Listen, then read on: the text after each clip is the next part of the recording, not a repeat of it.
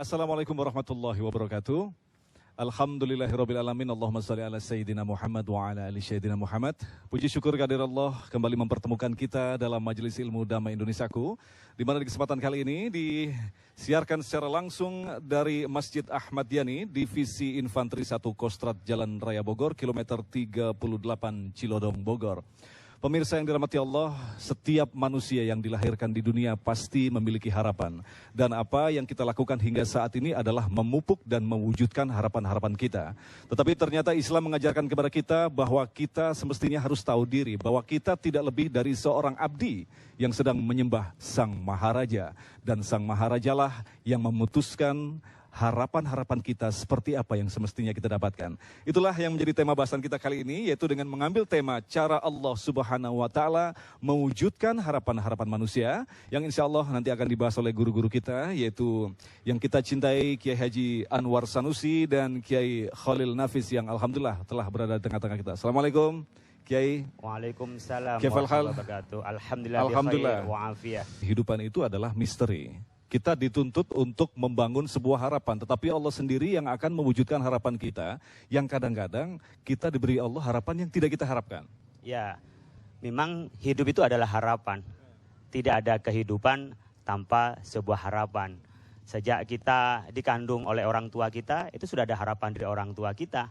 Ketika lahir juga kita ada harapan ia sehat, tumbuh berkembang secara wajar. Setelah dewasa, berharap dia bisa mampu melaksanakan sebagai umat manusia yang beriman kepada Allah.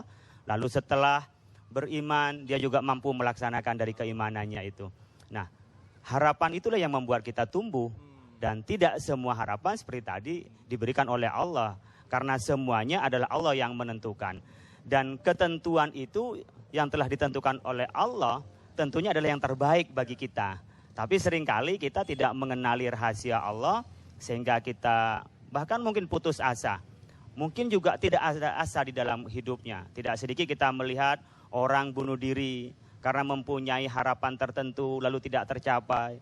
Mungkin karena jatuh cinta atau karena cita-cita lalu dia juga bunuh diri karena tidak ada harapan. Bukan mungkin frustasi karena tidak ada harapan. Oleh karena itu penting bagi kita sebagai umat manusia, sebagai umat muslim selalu memupuk harapan. Harus selalu ada harapan. Dan harapan itulah yang membuat kita hidup sebenarnya. Nah, cara membangun harapan dalam perspektif Islam sendiri itu seperti apa? Apa yang semestinya diharapkan dalam Islam? Ada dua sebenarnya. Satu dimensi internal, yang kedua dimensi eksternal. Kita sebut dengan 2M.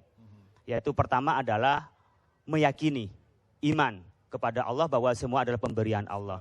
Jadi kalau kita belum dapat, ya Allah belum memberi. Yang kedua, kita meyakini bahwa itu adalah kehendak Allah. Allah menghendaki yang terbaik bagi kita. Jangan sampai kita suudzon bahwa Allah menghendaki yang buruk dari kita. Sehingga kita menjadi hopeless, hilang dari harapan itu. Yang ketiga, kita meyakini semuanya itu adalah dari Allah. Sehingga kita pasrah kepada Allah. Ada tawakal kepada Allah yang semuanya adalah datang dari Allah. Yang kedua dari M itu adalah melaksanakan kebaikan sebaik-baiknya. Nanti kita dari harapan itu akan muncul karena kita bisa melaksanakan kebaikan. Dan dari kebaikan itu adalah muncul sebuah harapan. Suatu contoh ketika kita mau ujian lalu mempersiapkan dengan baik, belajar dengan yang baik. Lalu kita melaksanakan yang baik, kita pasti punya harapan bahwa kita lulus, kita bisa berikan yang itu terbaik. Itu sudah sunatullah itu. Itu sunatullah. Tapi tanpa ada iman di dalam diri kita bahwa itu dari Allah, tanpa kita melaksanakan yang terbaik dari kita, ya jangan harap kita ada harapan di dalam diri kita. Begitu sempurna agama ini, pertama kali dibangun pondasinya adalah pondasi keimanan bahwa kita dituntut untuk meyakini ada sesuatu yang mengatur alam semesta ini. Dialah Allah Subhanahu wa Ta'ala. Nah, bagaimanakah dengan harapan Anda? Kita akan cermati tentunya selepas pesan-pesan berikut ini.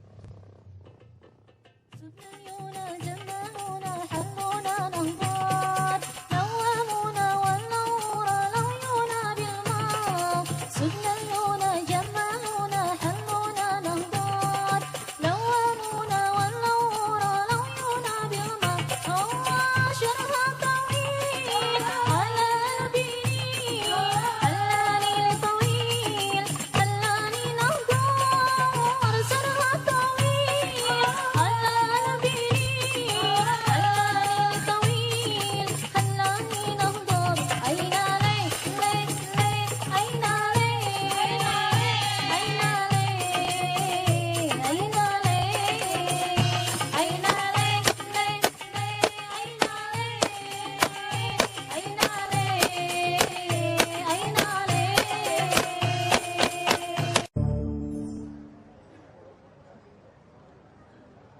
Assalamualaikum warahmatullahi wabarakatuh.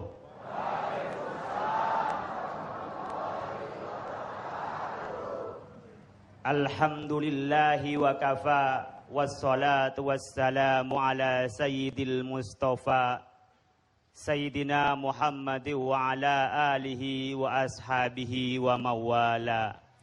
Amma ba'du, yang kami hormati jamaah Masjid Ahmad Yani dan pemirsa TV One di mana berada. Kita ingin menyampaikan bahwa hidup penuh dinamika. Seringkali yang kita harapkan tidak kita dapatkan. Yang tidak kita harapkan malah yang kita dapatkan. Coba kita testimoni dulu. Saudara adik-adik kita yang di TNI, Saudara Buyung dan Saudara Mariaka, silakan. Saya ingin nanya kepada Saudara Buyung, Anda pernahkah dari awal memang bercita-cita sebagai TNI? Siap, tidak. Sebelumnya Anda cita-citanya ingin jadi apa? Ingin jadi TKI di Jepang. Ingin jadi TKI malah jadi TNI. Saudara menikmati tidak sebagai TNI? Siap, bangga menjadi seorang TNI. Alhamdulillah. Kedua kepada Saudara Mardika. Karyana, maaf. Saudara Karyana. Saudara memang cita-cita ingin jadi TNI? Siap, dari dulu emang cita-cita saya jadi TNI. Keluarganya keluarga TNI? Siap, bukan. Keluarga saya ayah seorang guru. Dan sekarang setelah menjadi TNI bahagia atau tidak? Siap, saya bangga sekali menjadi seorang prajurit TNI. Terima kasih, silakan duduk kembali.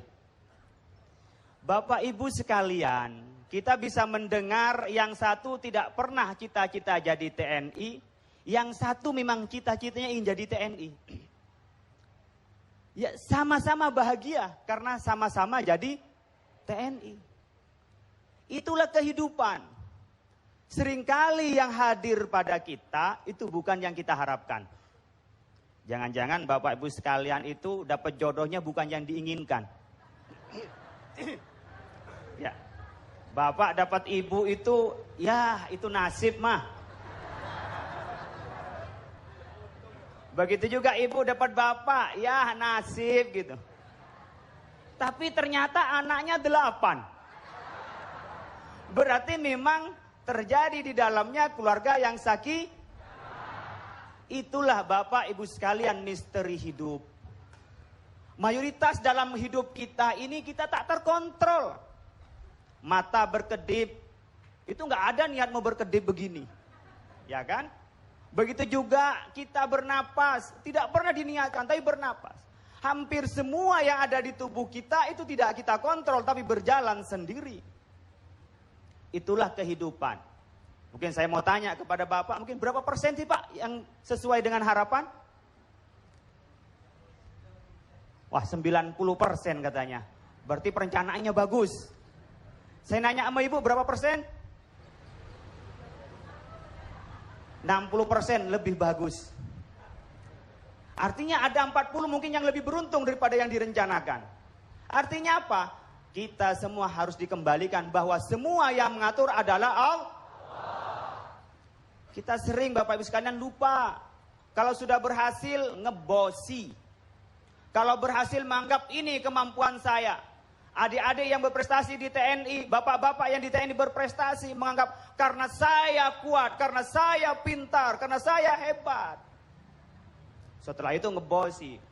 Buka mobil aja nggak mau, masuk harus ada yang bukain mobilnya. Itu ngebosi. Udah malas mikir lagi, sudah ada asistennya setelah dia berprestasi. Maka kata Ibnu Mas'ud, tidak ada yang lebih celaka hidup ini kecuali 2. Satu orang yang pemalas. Pemalas itu adalah penyakit yang paling mematikan. Jadi orang kalau sudah sukses semua malas, ada asisten ini, asisten itu, asisten ini, sampai nggak bekerja sama sekali, kolesterol banyak. Yang kedua kata Ibnu Mas'ud yang paling bahaya adalah ketika orang sudah sukses itu muta'ajjibun binafsi, kagum pada diri sendiri. lupa kepada Allah. Ini adalah penyakit bagi kita. Oleh karena itu, setelah biasanya dia tidak lagi berhasil, turun, pensiun, down, bluk. Kayak kena kolesterol gitu, jantungan, bluk. Menyalahkan diri sendiri, menyalahkan keluarga, menyalahkan tetangga, semua disalahkan.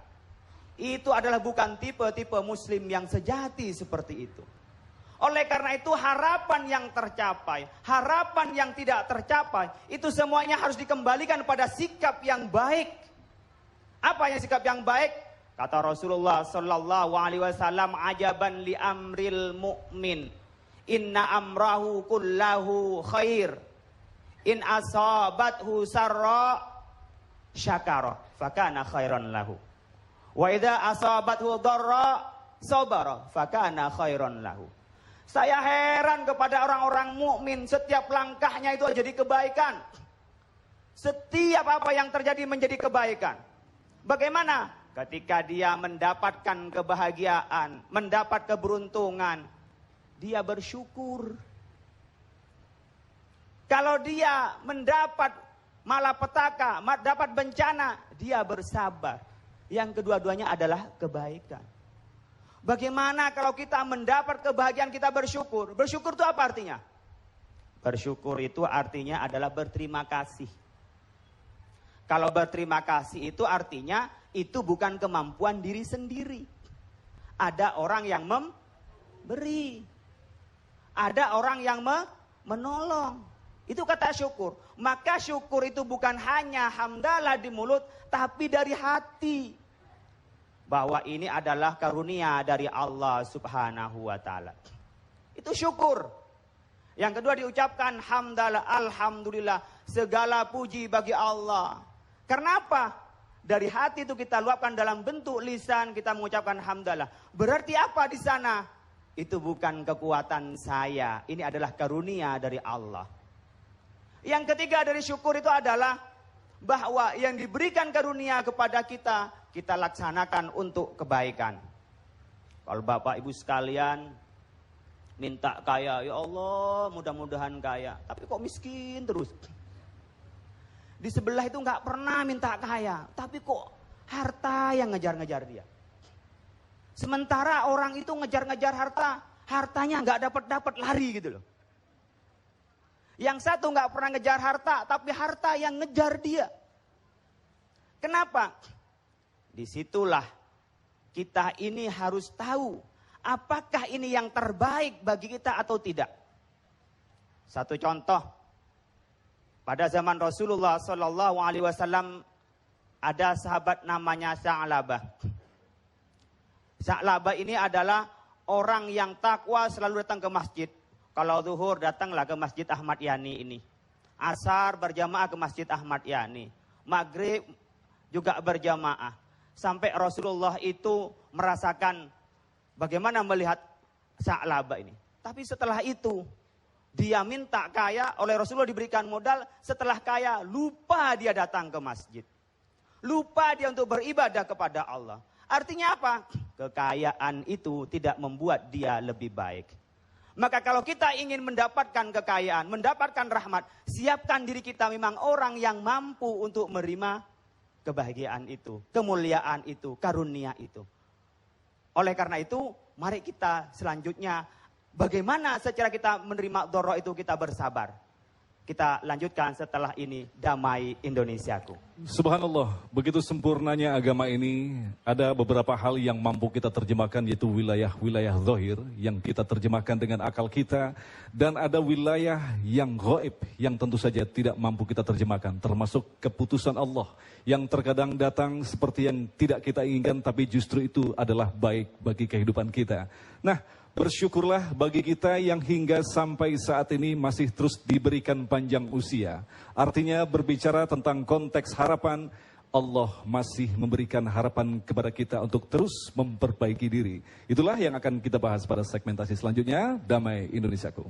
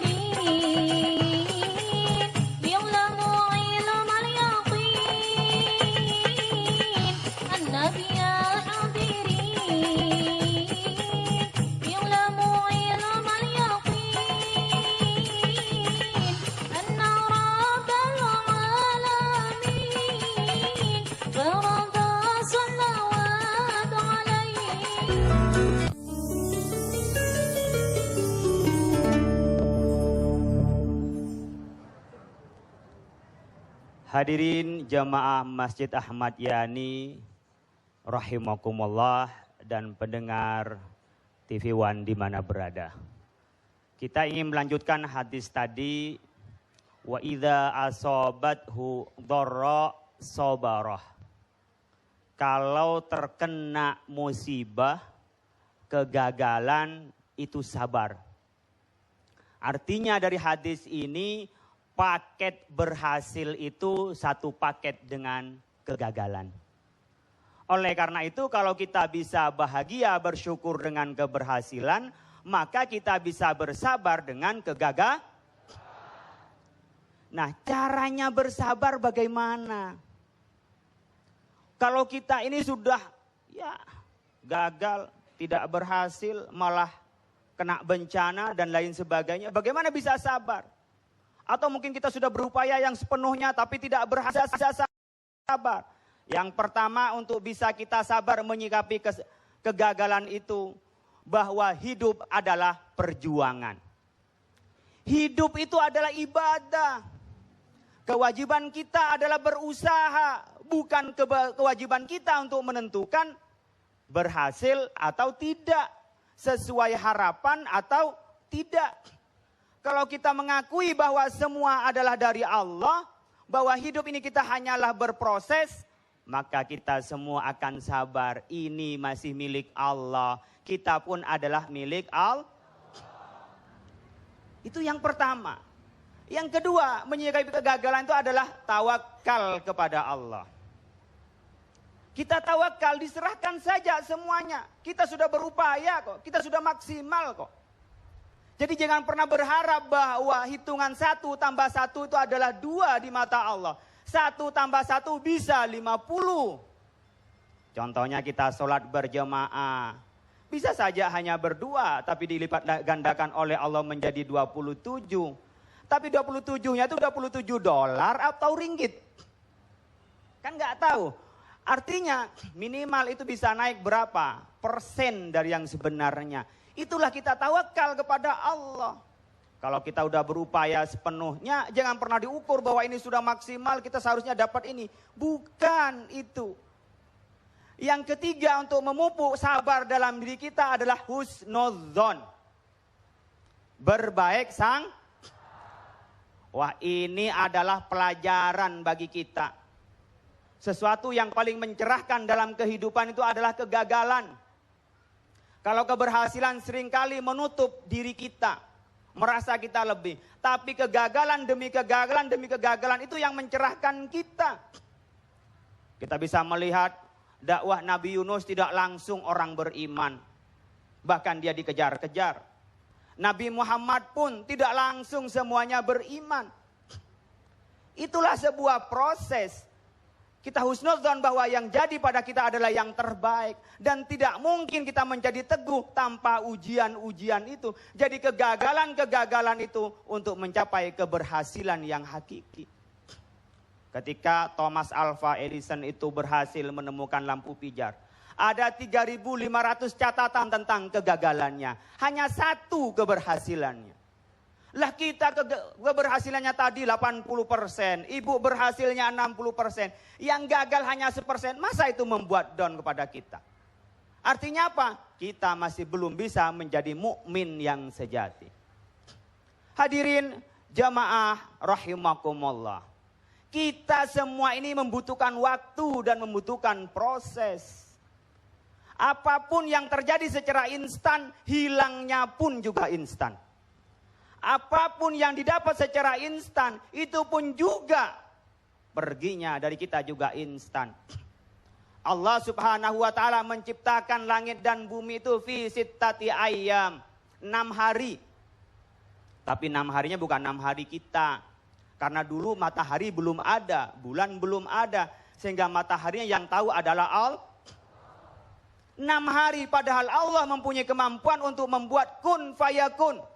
Langsung ada, ngapain masih ada proses, ada dulu satu antara langit dan bumi. Ada seperti teori Big Bang diledakkan lalu bisa terpisah menjadi langit dan menjadi bumi. Tapi kenapa Allah bikin proses seperti itu?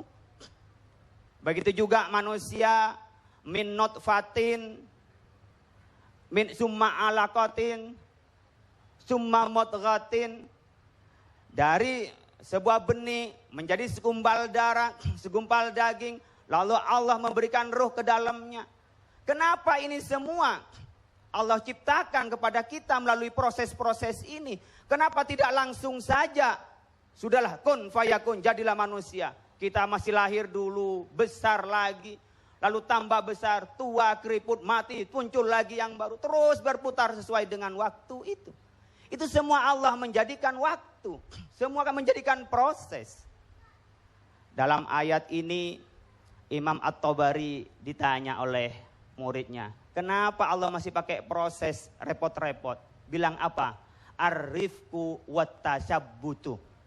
Kata Imam At-Tabari, agar kita lebih mantap dan kita lebih yakin. Coba adik-adik tiba-tiba daftar TNI langsung jadi jenderal. Ya jenderalnya pun nanti jenderal karbitan, nggak ngerti persoalan pertahanan. Coba tiba-tiba ada Kiai Sanusi, tiba-tiba langsung Kiai. Dia murid dulu baru jadi Kiai. Bapak-bapak yang punya cucu mungkin awalnya masih kecil, nikah, punya anak, baru punya cucu adalah proses waktu. Oleh karena itu proses perjalanan waktu itu harus kita nikmati. Bukan hanya ujungnya saja, keberhasilan saja. Itulah disebut dengan arifku wattasabbutu. Ada kemantapan, ada keyakinan bahwa proses itu perlu dinikmati. Ada proses bagaimana latihan. Kan gak mungkin tiba-tiba menjadi kekar, menjadi dempal. Latihan dulu bagaimana pagi lari berapa meter. Lalu asupan gizinya, bagaimana istirahatnya. Itu yang pertama. Yang kedua, dari proses bagaimana Allah itu menciptakan 6 hari. Manusia ada proses. Yang kedua adalah innalikulli syai'in. Siap itu kaidah fikih menyebutkan manis ta'jala syai'an qabla awanihi uqiba bihirmani. Kalau kita terburu-buru meletakkan sesuatu bukan pada waktunya, belum pada waktunya, maka yang terjadi adalah kebalikannya. Saya pengen dapat punya cucu. Anak saya yang umur 5 dikawinin dengan anak umur 3. Jadinya apa Bapak Ibu? Kalau orang belum ngerti lalu diperintah. Umpamanya masih umur 2 tahun diperintah sholat. Itu kan pasti tidak tahu cara sholat.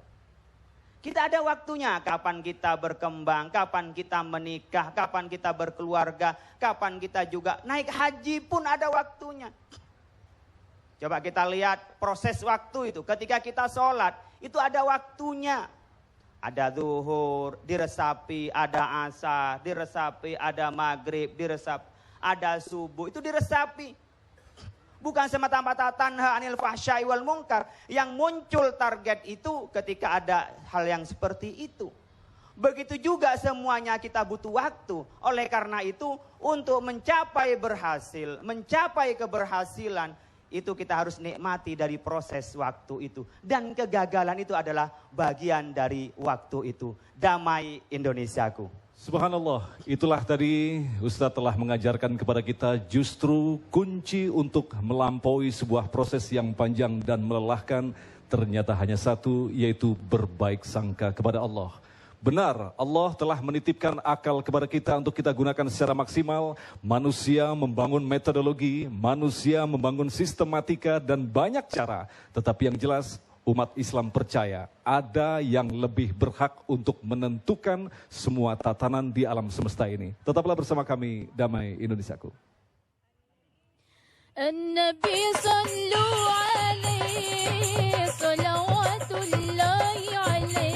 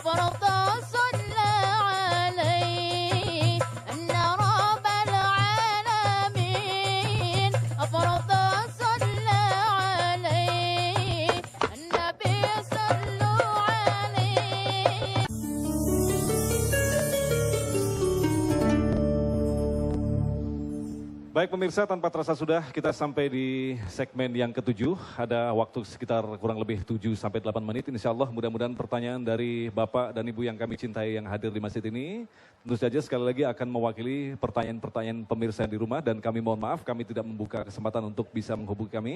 Untuk itu kami persilakan kepada 3 penanya. Kita mulai dari bagian Bapak-Bapak dulu. Silakan Bapak berdiri, sebutkan nama, pertanyaannya secara singkat. Sudah nyala. Assalamualaikum warahmatullahi wabarakatuh. Terima kasih kesempatan yang diberikan kepada kami. Tema kita pada siang hari ini adalah Damai Indonesiaku. Satu tema yang memang kita nanti-nantikan dan seluruh bangsa Indonesia, di mana tema ini bisa memberikan ketenangan bagi kita. Namun yang menjadi pertanyaan kita adalah di akhir-akhir tahun ini bangsa kita, percis apa yang disampaikan Ustadz tadi, selalu mencurigai satu sama lain. Yang akhirnya bukan saja antar mahasiswa saling berantem, juga antar desa, antar kampung dan lain sebagainya. Dan banyak lagi. Padahal kita sudah komitmen bahwa bangsa Indonesia itu terdiri dari berbagai suku, berbagai adat istiadat dan lain sebagainya. Bisa dipersingkat lagi? Mohon Oleh maaf, karenanya, kira-kira Pak Ustadz, apa yang salah di negeri ini? Lalu bagaimana kita mensiasati agar kita damai di seluruh tanah air Indonesia ini? Terima kasih. Terima kasih. Assalamualaikum warahmatullahi wabarakatuh. Waalaikumsalam Bapak Masri.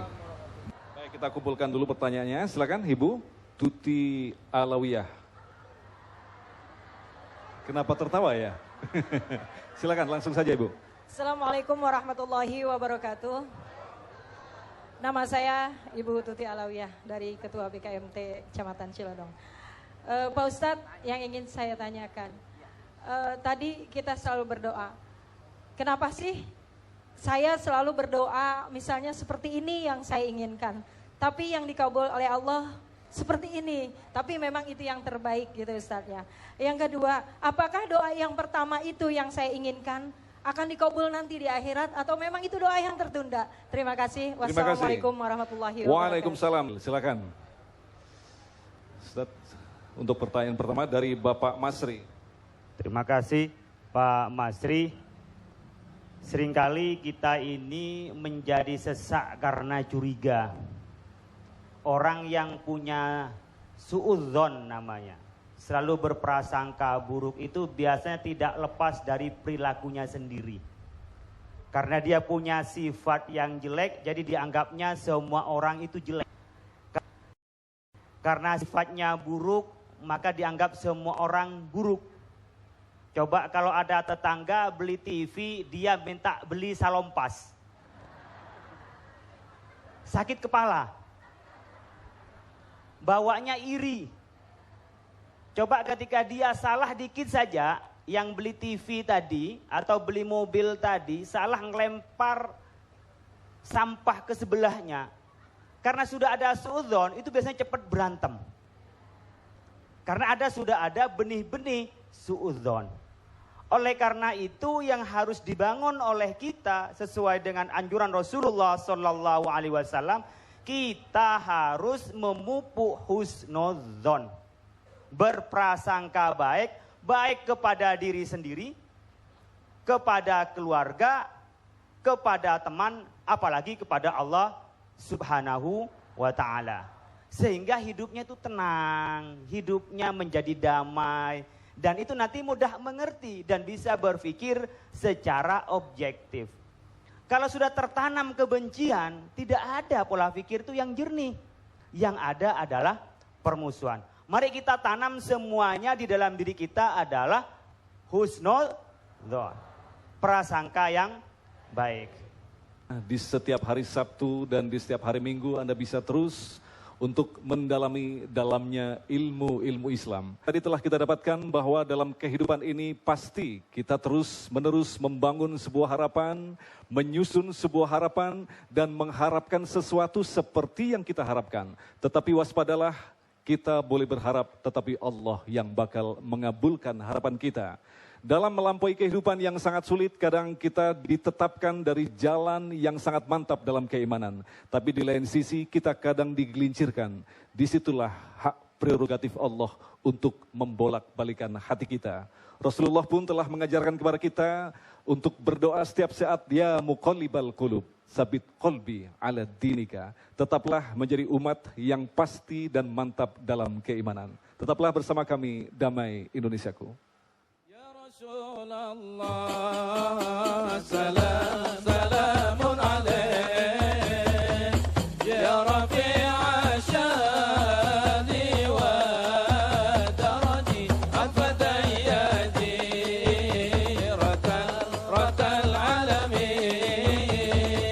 ya uhailal judi wal karami, ya Rasulullah, salam salamun alaik, ya Rafi'a syadi wa daraji, atfatan yadi, ratal alamin, ya uhailal كان جيران بذا الحرم حرم الإحسان والحسن.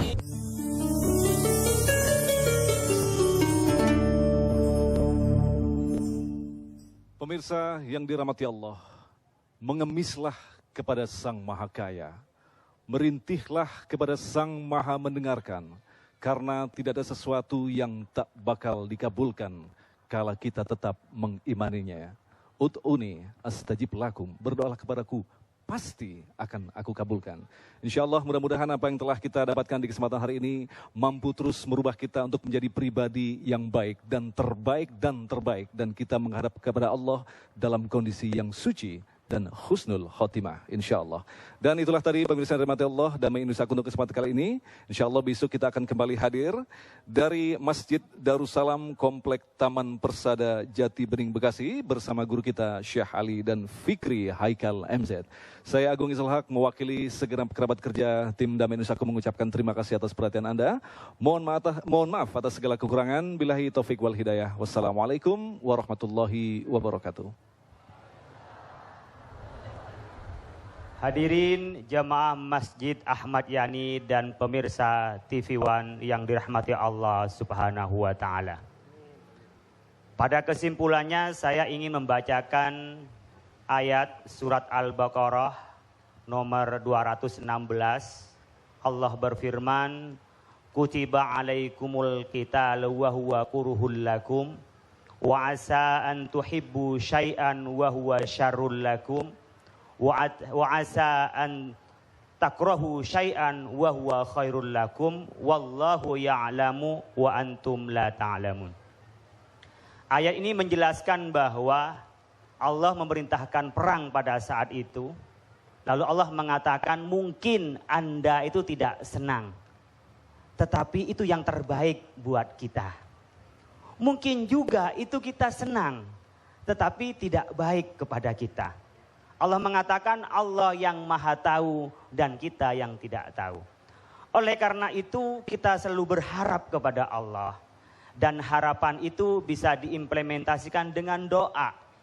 Sehingga doa kita diterima oleh Allah Subhanahu wa Ta'ala.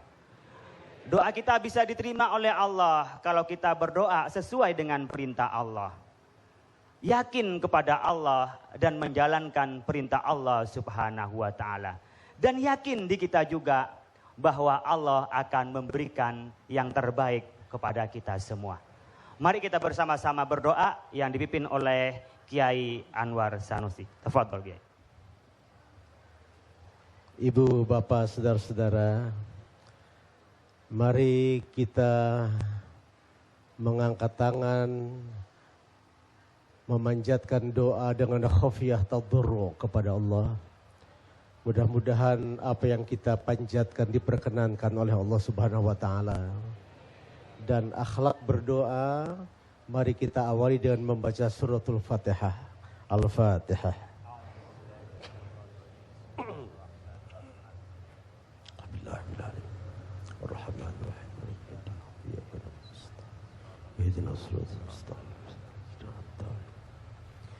Astaghfirullahaladzim. Alhamdulillahirrabbilalamin. Wassalatu wassalamu ala Sayyidina Muhammadin wa ala alihi wa sahbihi ajma'in.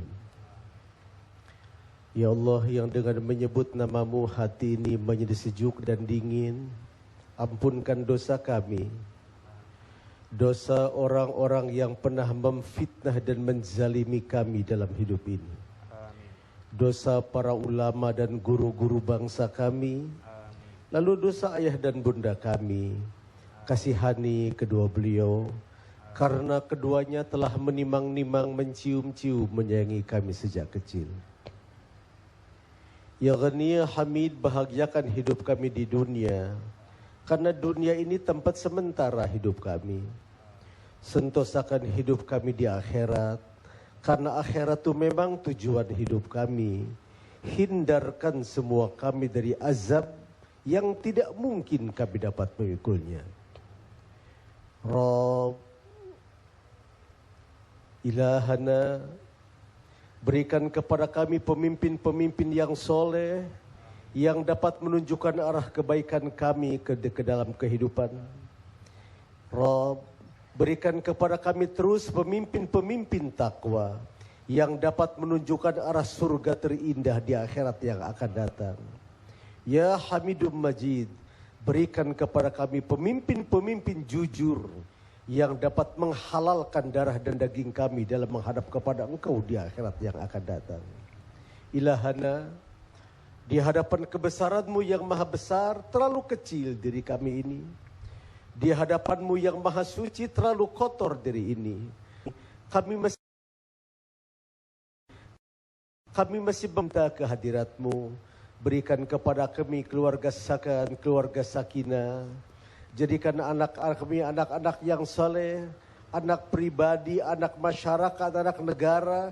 Jadikan semua menjadi anak-anak yang saleh, sehingga amanah-Mu menegakkan masyarakat adil dalam kemakmuran, makmur dalam keadilan, masyarakat baldatun thayyibatun warabun ghafur, benar-benar kami wujudkan.